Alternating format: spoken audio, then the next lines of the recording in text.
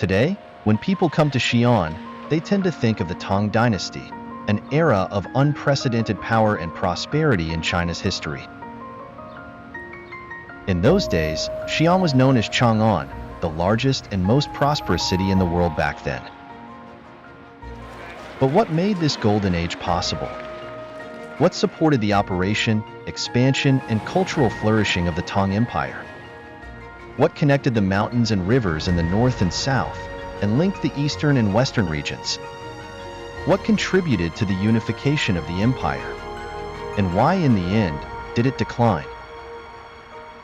The reasons are, in fact, manifold.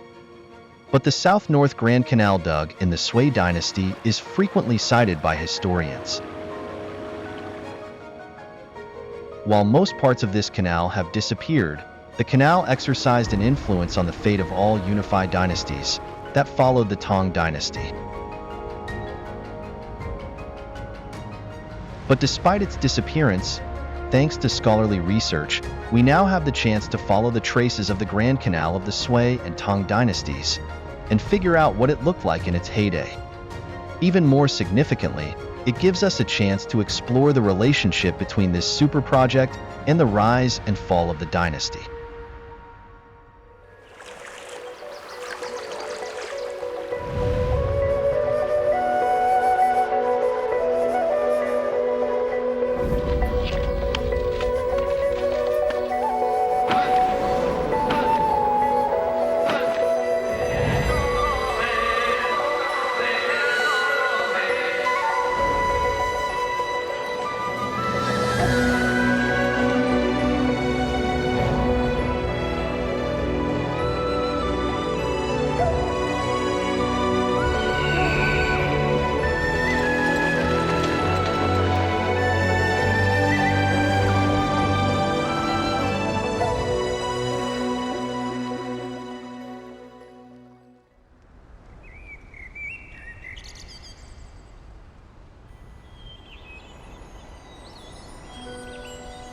This is the Guanzhong Plain.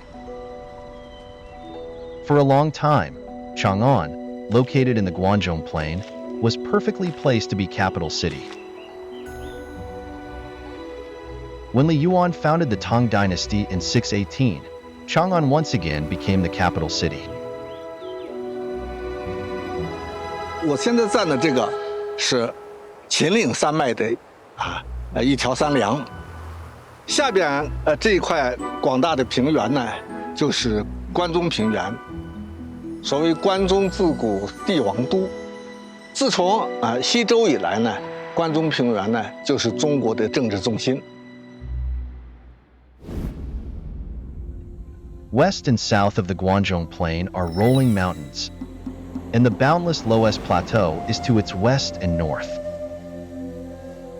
East of it, the roaring Yellow River rushes southward and then winds its way to the east near the Tongguan Pass.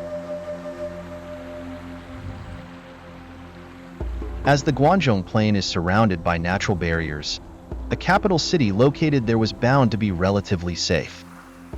However, there were downsides. Chang'an's economic fortunes declined in the Sui and Tang dynasties. Guanzhong Plain was once one of the most prosperous places in China. In the Warring States period, water conservancy projects were built and farmland was opened up. In the Qin and Han dynasties, the rich natural resources could satisfy the needs of the capital city. In the Sui and Tang dynasties, after nearly 4 centuries of turmoil from the end of the Han dynasty to the rise of the northern and southern dynasties, rivers and canals got blocked and farmland deteriorated. In short, the good times were over. When the Tang dynasty made Chang'an its capital, the Guanzhong region was in greater need of external supplies than it had been in previous dynasties. The vast plains located in eastern China were major grain-producing areas in the Tang dynasty. Grains from the north and the south could be easily transported to Luoyang through the Grand Canal built in the Sui dynasty. But to transport the grains westward to Guanzhong, it was necessary to get across both the plain and plateau. The Yellow River, from its source on the Qinghai Tibet Plateau, zigzags to the northwest before finally finding its way to the sea. It rushes southward from the Jinshan Great Canyon, located at the junction of North China's Inner Mongolia Autonomous Region, Northwest China's Shanxi and Shaanxi provinces, turns to the east abruptly near the Huashan Mountain, rushes out of the Sanmen Gorge, and then flows into the sea. Thus, a dramatic collision between mountains and rivers created a gateway for east-west transportation.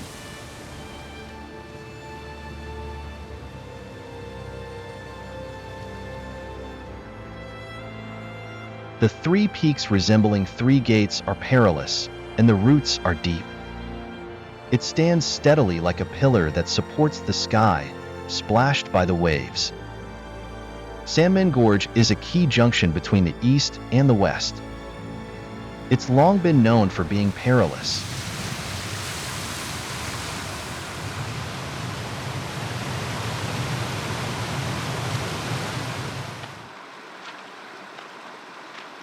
那个应该就是砥柱了，古代砥柱山的那个残余啊。历史上的三门应该就是在大坝的下面。在历史上吧，玉溪山区有很多重要的关口，因为这一带山地多，很多地方都是一夫当关，万夫莫开。是在历史上，在航运的时候，这下面是乱流纵横啊，很不利于船只的通航。中国漕运的风险率最高的一段航道，应该就算这里了。在历史上，这下面不知有多少沉船，埋葬了多少船夫。In short, because of geographical conditions, water transportation was difficult in the Guangzhou region.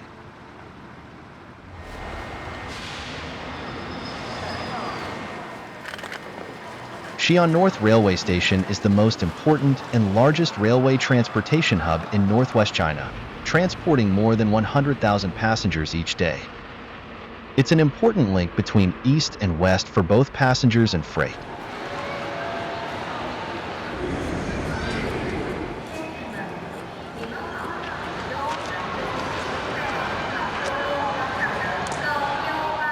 Today, 呢，这个火车站呢，人来人往，交通非常繁忙。但是在唐代啊，从洛阳到西安啊，当时叫长安，这交通呢却是非常艰难的。在唐高祖、唐太宗统治时期啊，由于那个时候长安城里的人口有限，政府机构不是那么很大，因此啊，每年漕运的粮食有20万担，就可以基本满足需要了。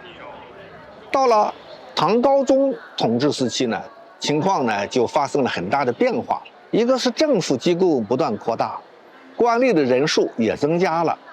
此外，军队的人数也膨胀了啊，因为这个时期呢，唐朝在西域作战。这样的话，长安地区的粮食问题呢，就非常紧张了。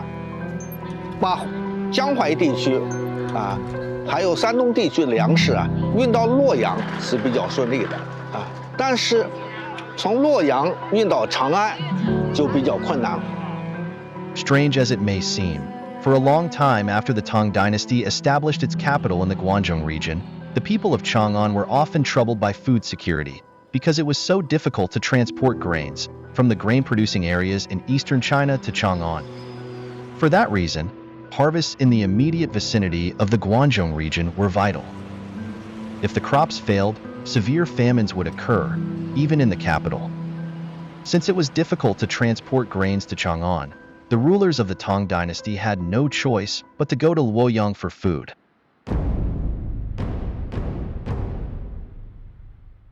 In 657, the 39th year of the Tang Dynasty, Emperor Gaozong decided to make Luoyang the eastern capital. In the imperial edict, he wrote that it was the center of the land under heaven, and tributes from all directions could be transported here. Compared with the Guangzhou region, surrounded as it was by natural barriers, Luoyang enjoyed convenient transportation. This was by far its biggest advantage. 隋唐的洛阳城呢是这个夹着这个洛河而建的，洛河是穿城而过，它和长安城呢有很大的区别。长安城呢距离渭河呢比较远，因为有这个洛河，所以各地漕船还有商船啊，它可以直接开到洛阳城里边。所以在隋唐时期，这个水面上呢就有很多的这个船啊，很繁忙。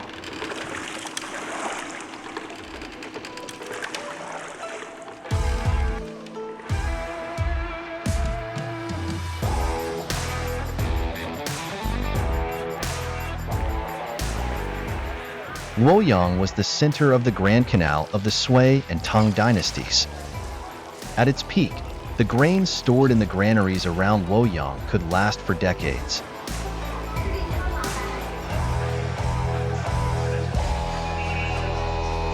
唐高宗正式确立洛阳为唐朝的东都，那最主要的就是洛阳在我国经济史上，它有一个非常重要的一个地位，它是这个隋唐的运河的终点，因此大量的粮食呢就聚集到了洛阳。Due to the problem of water transportation, going to Luoyang for food became the only choice of the emperors in the early Tang dynasty. 在发生灾荒的情况下，在特殊的情况下呢，就把这个长安庞大的人口进行疏散，政府鼓励你去逃荒。那么政府官员，包括皇室的人员呢，在皇帝带领下就到洛阳来救食，又解决吃饭的问题。Emperor Gaozong was on the throne for 34 years. He went to Luoyang 7 times and stayed there for 11 years. After the death of Emperor Gaozong, Emperor Ruizong succeeded to the throne with Empress Dowager Wu Zetian exercising power behind the scenes. It was Wu Zetian who changed the status of Luoyang from eastern political capital to divine capital of the country.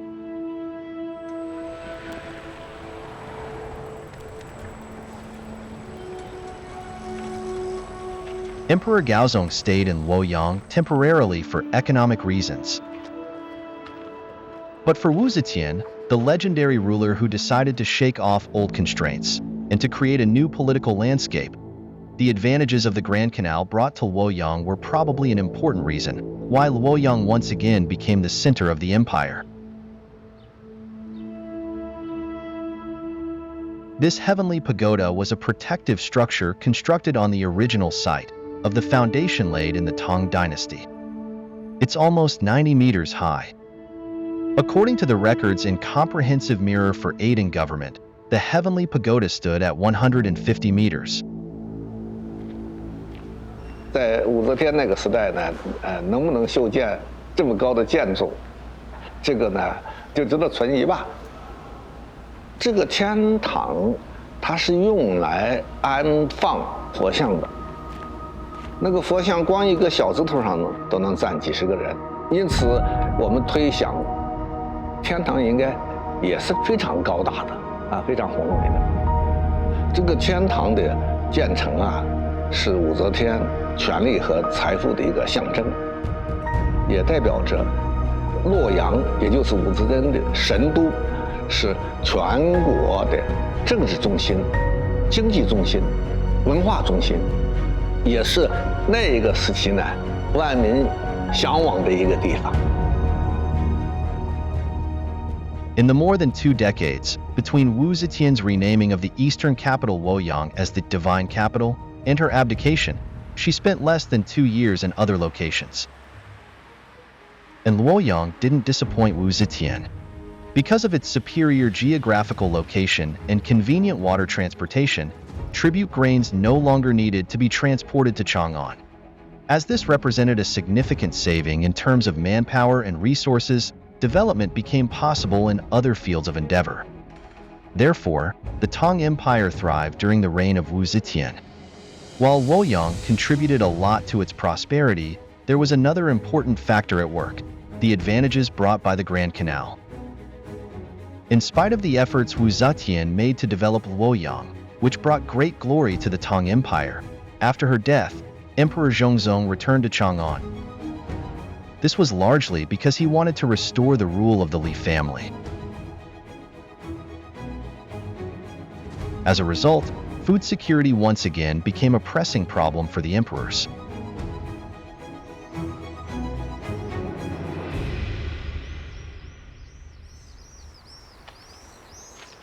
The road from Chang'an to Luoyang was a rocky one, in every sense. In the perilous mountains between Chang'an and Luoyang, there was a shortcut running near the southern bank of the Yellow River, the Shaohan Ancient Road. But there was a drawback. It was dangerous.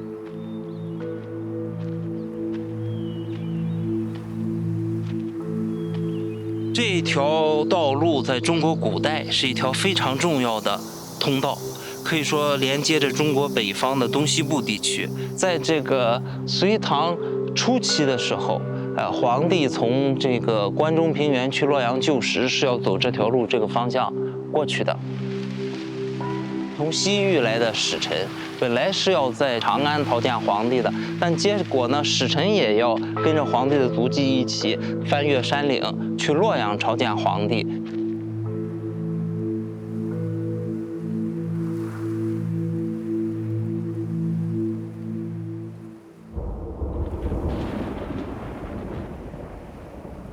In the autumn of the year 733, heavy rains in the Guangdong region seriously damaged crops. As a result, the grain prices in the capital city soared. Emperor Xuanzong was forced to return to Luoyang with his officials because of the food supply problem. In fact, over the previous 2 decades, he'd already grown tired of traveling between Luoyang and Chang'an. Prior to his departure for Luoyang, he conferred with his minister Pei Yaoqing in the hope of figuring out a solution. He hoped the supplies for the Guangdong region could be guaranteed, which would mean he could stay in Chang'an permanently without the need to resort to Luoyang for food. What Pei Yaoqing faced was the problem of water transportation. This had been a challenge for officials of previous dynasties, chiefly because of a seemingly insurmountable natural obstacle which had dogged water transportation since the Western Han Dynasty 800 years earlier, the Sanmen Gorge. In spite of the existence of this natural barrier, its location in western Hunan remains the most important and most convenient passage, connecting the Guangdong region with Central Plains area. Ever since ancient times, it had been the route taken by those who entered and left the Guangdong region. 无论是东部的政权要统一西部呢，还是西部的政权要统一东部呢，它都需要克服这里的交通瓶颈，把军队、把粮食从水上、陆地上运过去，然后解决这个统一问题。In the early Tang Dynasty, shipwrecks happened frequently in the Sanmen Gorge. People tried all kinds of means to avoid disaster. 我们现在走的这一段非常艰难的山路，就是古代的签道。这个结构叫牛鼻孔，就是纤夫拴绳用的。三门峡漕运的高成本问题，它很难有效的解决。只能在某种程度上想尽办法把山路修得好一点呀，搞签道啊，降低一点这种成本。隋唐时期，沿着山壁修筑了栈道，把木桩打进石壁，然后上面铺木板。在运输过程中，一旦有一块木板发生故障，那样的话就很可能有纤夫要坠入水中，而纤夫呢是成串的，大家一起来拉船的，所以在当时当地的村民付出了沉重的代价，有大量的这个纤夫是牺牲在了这个过程中。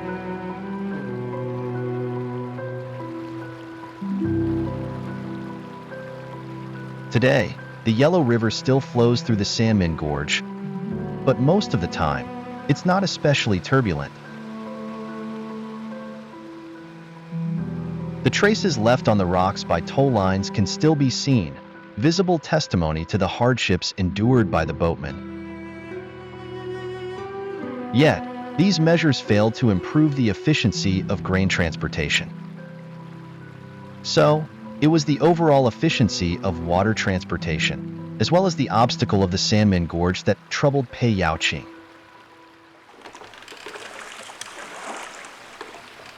Back then, most vessels transporting grains set out from areas south of the Yangtze River and traveled a long journey before they reached Luoyang. The rise and fall of water levels in different sections was another issue because it limited the sailing time. Delays in shipping and extended layovers meant that grains might end up being completely consumed before they reached the capital.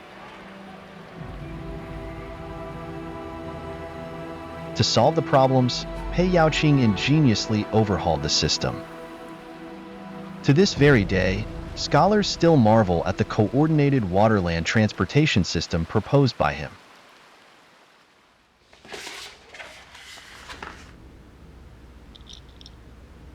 这张图呢，就是我们绘的有关三门峡地区漕运的一张示意图啊。那么这个图呢，就详细的描绘了唐朝在三门峡这个地区就是推行转班法的一个基本制度和它的仓库的一个设置情况。裴耀金呢，在这方面的最大贡献呢，就是创立了这个转班法。Pei Yaoqing had the He granary built at the fork of the Bianhe River and the Yellow River. The grains from the Jianghuai region were unloaded here. Then the ships that transported them here could return without going to Luoyang through the unfamiliar Yellow River. The grains stored at He granary would be shipped by boatmen familiar with the Yellow River to the newly built Jijing granary east of the Sanmin Gorge. Then, the grains would be transported via the newly built mountain roads in the Sanmin Gorge to the Sanmin granary in order to avoid the dangerous rapids around the Sanmin Gorge. After that, the grains would be transported to the Guangzhou region along the Weihe River. Though the grains were not transported solely by water, this method was more convenient than the 150-kilometer-long land route. 裴跃卿创立了这一套制度以后，节省了大量的里程，节省了大量的成本，同时呢，是这一个漕船的倾覆率呢大大的下降了，保证了长安地区对粮食的需要。那么这种转班法对大宗物资跨区域的运输来讲它是一个创举。从制度的角度考虑它应该也是个创新。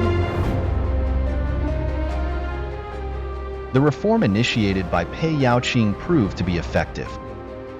350,000 tons of grains were transported to the Guangzhou region in 3 years. The royal family, officials, troops, wealthy merchants, and ordinary people living in the capital city of the Tang Empire finally got a steady supply of grains and materials thanks to the canal network. Thus, the position of Chang'an as the political center of the empire was further strengthened. It's also worth remarking that the whole Tang Empire thrived because of the Grand Canal.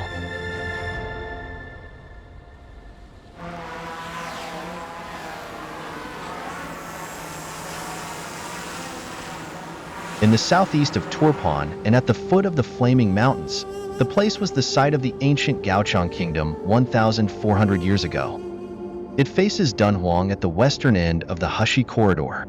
To its southwest lay the Tarim Basin where many ancient kingdoms were located. In short, this was the gateway to the western regions and therefore a place of vital strategic importance in ancient times. In 640, the Tang dynasty established the protectorate of the western regions here to maintain security in the border area and to protect trade.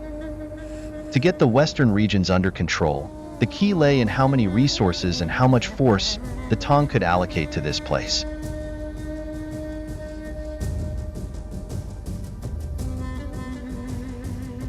Lots of stunning cultural relics from the Tang Dynasty were unearthed in Astana tombs, sometimes known as the Underground Museum. Perhaps they could shed some light on how the Tang Empire governed the western regions.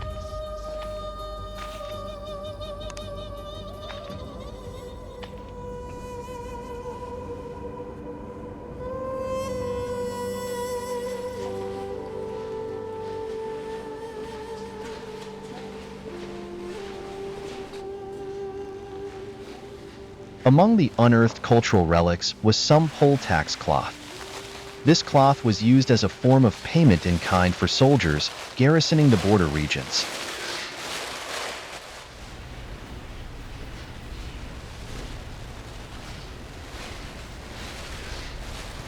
你看，这是帽线帽线啊，上面有光铜箱、鹤丝镜，然后是雍调布，一端一端就是半匹布，然后开元9年8月我们再看看这件，这件是雾线，就是现在的金华县，它都是属于南方的水网也就是说，距离大运河都不远，大运河沿岸大运河沿岸的这个雍调布呢，它能出现在我们新疆阿斯塔纳古墓里面，现在被自治区博物馆保存。这里面的背后的历史呢，我觉得就是和史籍史料就对应起来了。How did poll tax cloth from areas south of the Yangtze River thousands of miles away arrive in the boundless deserts of the western regions?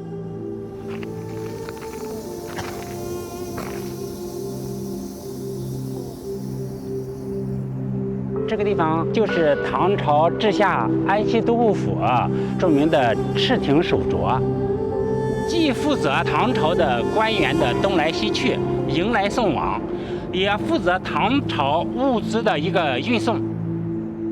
那么唐朝大运河的物资运送到长安，从长安向西，经过河西走廊进入西域，这一系列的都是一个个的烽燧，一个个的驿站组成的。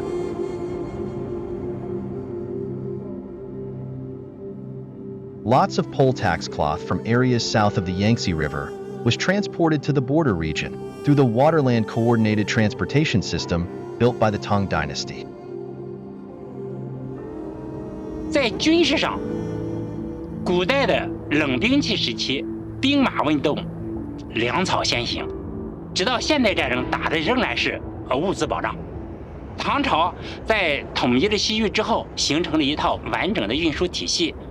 从运河到丝绸之路，然后到西域安西都护府，然后到安西四镇，这样一套完善的这种管理机构，包括水上运输机构、陆上运输机构以及相关管理机构的有效运行。那么唐朝可以说牵一发动百身一旦突厥、吐蕃有事，那么我们的中央政府和安西都护府就能及时的应对。During the reign of Emperor Xuanzong, the power of the Tang Dynasty grew even further, and it became a truly vast empire. Each year, nearly 10 million bolts of cloth were sent to the northwest as pay for the troops stationed in the northwest. Back then, supplying and provisioning the army was the responsibility of the central government and took up the lion's share of the national budget.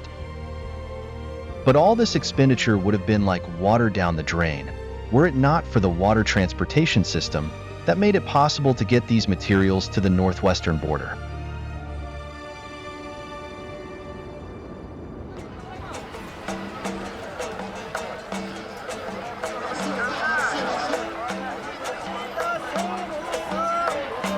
《唐玄宗时期呢，他进行了这个漕运改革，从河北到山东到江南，运河一直把它连在一起。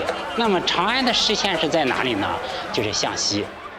它的地方啊，逐渐向塔里木盆地，像安溪四镇，甚至到了西北的碎叶，到今天这个伊犁附近的工业城，这就需要，唐朝在后勤补给方面做出更大的努力。 For the Tang Empire, canals were not just waterways. They played an important role in consolidating the unification of the country. Because of the reforms on the water transportation system carried out by Pei Yaoqing and others, supplies from around the country could be shipped to the Guangzhou region smoothly. Then, they could be allocated to the border areas and support the empire's expansion in all directions. With the canals increasing their transportation volume, the northern part of the country, which focused on military and political affairs, and the southern part of the country, which was more focused on commerce and trade, were brought closer to each other. This boosted the power to the Tang Empire, enabling it to make extraordinary military achievements and thrive.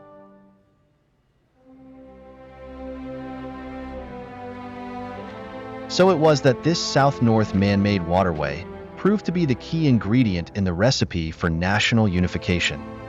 What's more, it provided a national transportation blueprint that would be adhered to by dynasties for the next 1,000 years. More than mere watercourses, these transportation and water conservancy projects determine the course of Chinese history itself.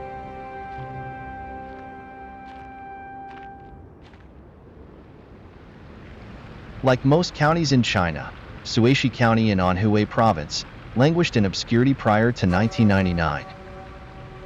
With the discovery of canal ruins, Liuzi became a window on the ancient Grand Canal, offering a tantalizing glimpse of how vast it was, even in the Sui and Tang dynasties.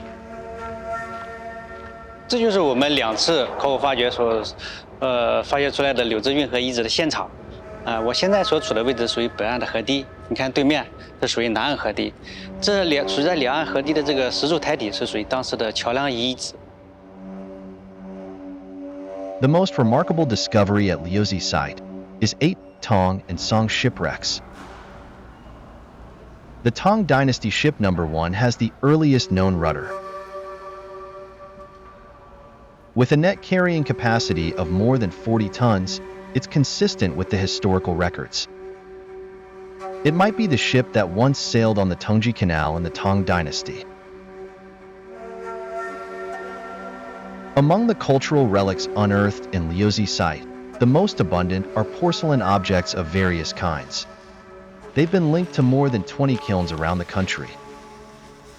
They included porcelain objects made in Shoujo kiln, Shao kiln, Xizhou kiln, Yaozhou kiln, Yuer kiln, Ding kiln, and those made in Changsha kiln and Gongyi kiln that were used for export.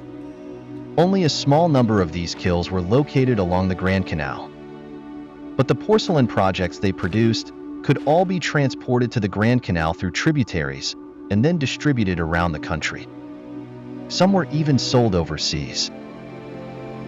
It was the nationwide water network that made the extensive circulation of goods possible.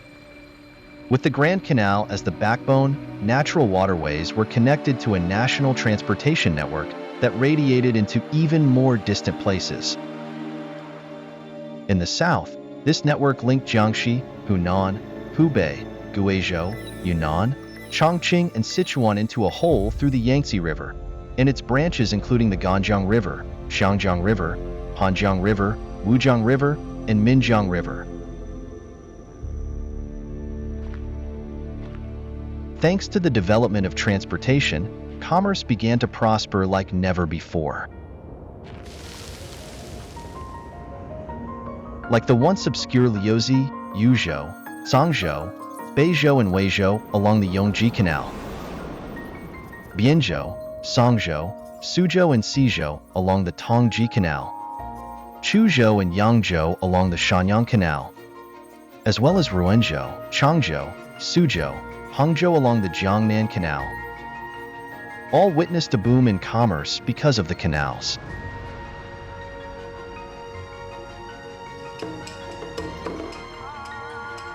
In the Tang dynasty, The Grand Canal served as a linchpin of trade and commerce and brought cities closer to each other. The circulation of people and goods injected vitality into society and allowed cities to thrive like never before.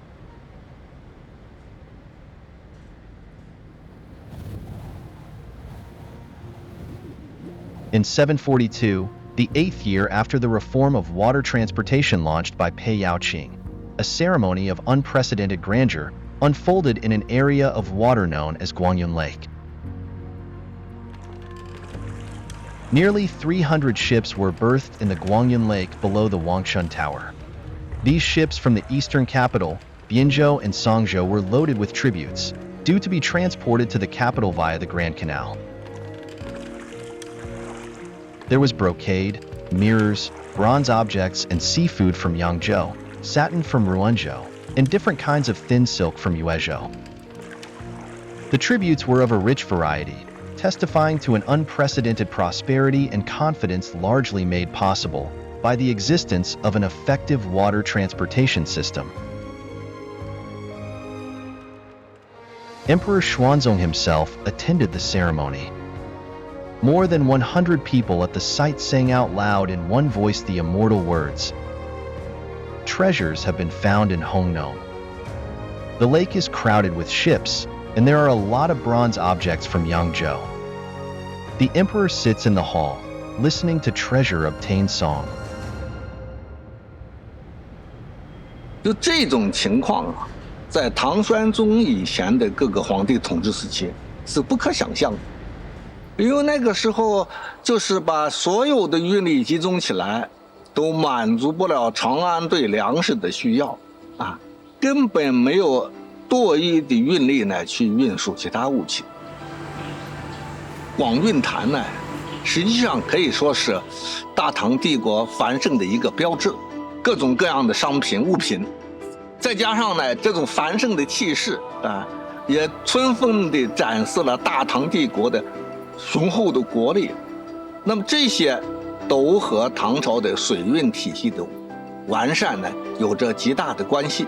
如果没有如此完善的漕运体制那么唐朝的盛世也是不可能达到的。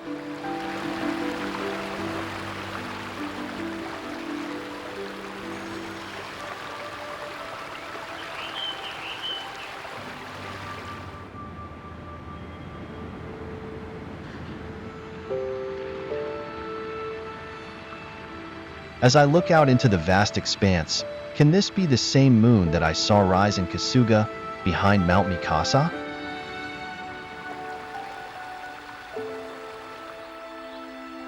It was the year 753.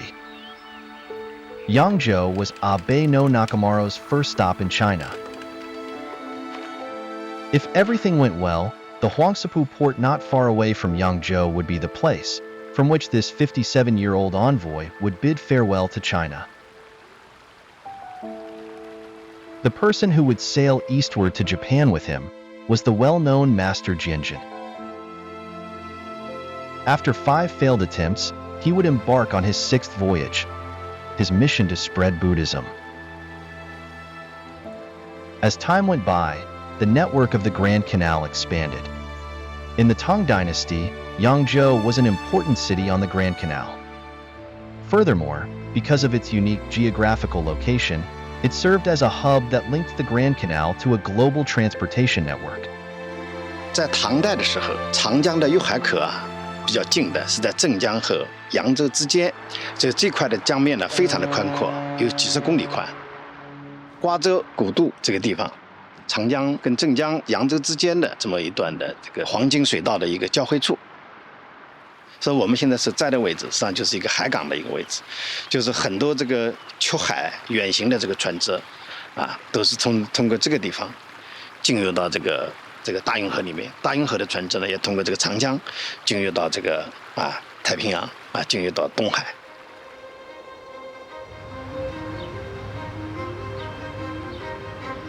Whether arriving at or setting out from Yangzhou, people of different colors and creeds from all around the world, including nobles, high officials, merchants, scholars, foreign envoys, reached ports near Yangzhou through the maritime Silk Road.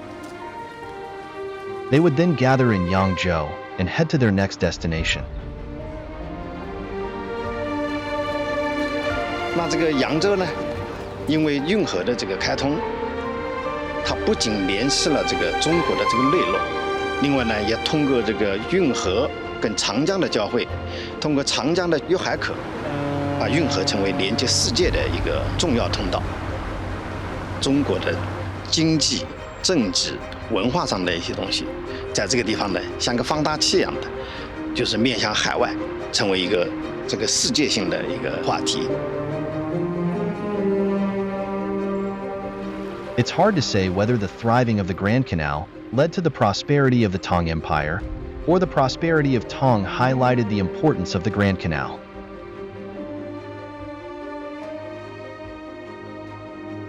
But it's undeniable that the Grand Canal and its extensions linked the areas south of the Yangtze River, one starting point of the thriving maritime Silk Road, and the northwestern regions of the country where the ancient Silk Road was still busy. For the first time, these two global transportation routes were connected into a complete circle, all thanks to the Grand Canal.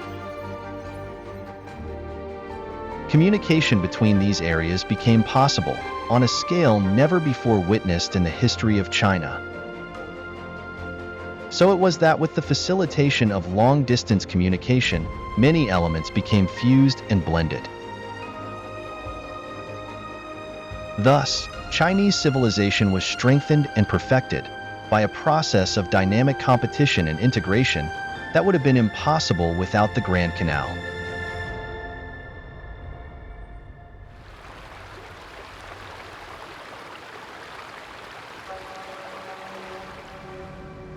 Shangqiu in Hunan province is where the city of Suiyang was located in the Sui and Tang dynasties. Located where Hunan and Anhui provinces meet, this place had been an essential hub for goods heading west through the Tongji Canal.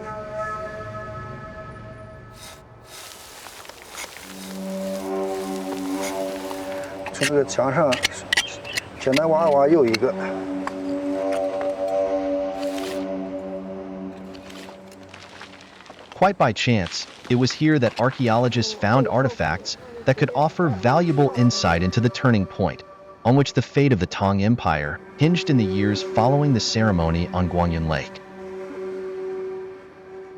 咱们大概从开始挖到现在，发现这雷石有多少个了？有100多个了，有没有？有了吧？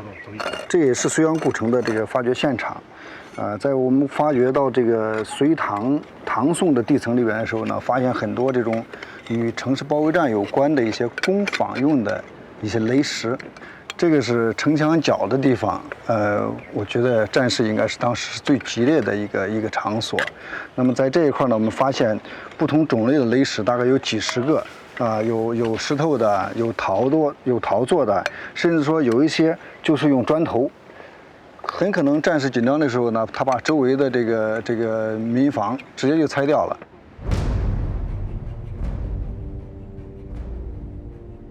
In 755, 10 years after the grand ceremony at Guangyun Lake, An Lushan struck a shattering blow against the Tang Empire. Setting out from Fanyang, his rebel forces quickly swept through Hebei and Hunan. In just 33 days, Luoyang, the eastern capital of the Tang Empire, fell. The city that had long been known as a place of prosperity, where the peonies bloomed drowned in a sea of blood. But at the critical moment, a figure emerged whose actions, amongst other factors, changed the course of history. Zhang Sun, the general defending the city of Suiyang. 安史叛军呢，他们也知道这个唐朝的经济命脉嘛，在南方嘛，他们也想南下。他南下的话，首先绥阳就把他挡住了。原来他们以为可能很轻松就把他攻下来，没有想到这个绥阳张勋这个防守的非常严密，等于说张勋一个人带领这么一支部队独立的守卫了这个绥阳这个城守了这个城以后的话，这样的话就导致安史的军队呢，你要想长驱南下，切断运河就做不到了。那么经过这么一段时间对叛军的抵御，就使得唐朝的其他官员和军队呢，可以及时的采取调整，着他的部署就进行调整了。这样的话，就使得这个唐朝的这个漕运路线呢，不至于中断。Led by Zhang Sun, the army engaged the rebel forces some 400 times, with more than 120,000 people losing their lives in process. But they did more than just successfully defend a city and a canal. They gained a breathing space for the Tang Empire so that it could regroup and counterattack. So it was that the urgently needed provisions for the imperial court were guaranteed. They also laid the foundations for the rapid restoration of the water transportation routes in the south. In time, the Tang Empire was secured. But after the An Lushan Rebellion, the stability of the Tang Empire depended entirely on taxes raised in the Jianghuai region. However, due to the turmoil, the Grand Canal was blocked, significantly affecting the effectiveness of water transportation. The urgent task for the rulers of the Tang dynasty was to restore this vital artery. In the year before the An Lushan Rebellion ended, a man named Lu Yin was appointed as transport commissioner. On his shoulders fell the task of repairing the watercourses and systems destroyed by the war.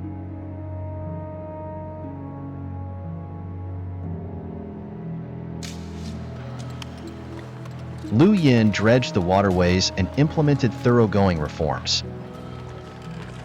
He used revenue raised from the monopoly on salt sales to hire skilled boatmen and put ships into flotillas of 10 in order to enhance transportation security. Furthermore, he restored and improved the waterland coordinated transportation system devised by Pei Yaoqing and designed boats adapted for each river section and its specific water conditions, crewed with specially trained transport personnel.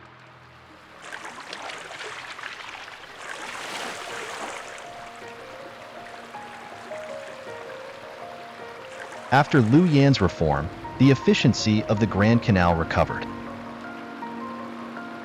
Though the transportation capacity of the Grand Canal was not as great as it had been in Pei Yaoqing's time, it slowed down the decline of the Tang dynasty, allowing it to last for another 150 years.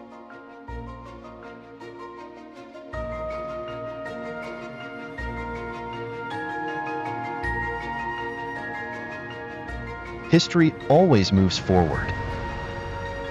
In the waning days of the Tang dynasty, wars forced the economic center of the empire to keep moving south. As the hub of canal traffic, Bianzhou became more and more important, and the heart of the Grand Canal system gradually shifted from the once glorious twin capitals of Chang'an and Luoyang to Bianzhou, which was at the center of the Grand Canal system.